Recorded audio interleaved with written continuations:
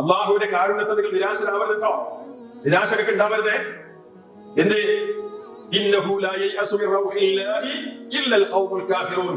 നിഷേധികളായ ആളുകളല്ലാതെ അള്ളാഹുവിന്റെ കാരുണ്യത്തിൽ നിന്ന് നിരാശപ്പെടുകയില്ല എന്ന് യാക്കൂബ് അലൈഹിസ്സലാത്തു വസ്സലാം പറഞ്ഞത് അള്ളാഹു തആല പറഞ്ഞു.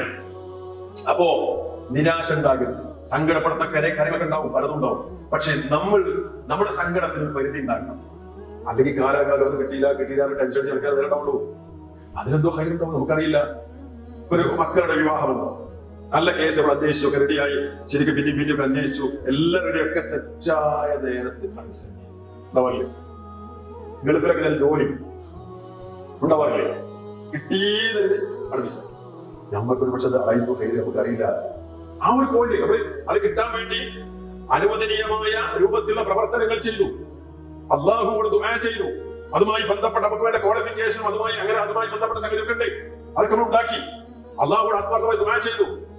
എന്നിട്ടും മിസ്സായെങ്കിൽ ഒരു പക്ഷെ നമ്മൾ കാണുന്നത് ഹൈറതിൽ ഉണ്ടാവാം, നമുക്കറിയില്ലല്ലോ.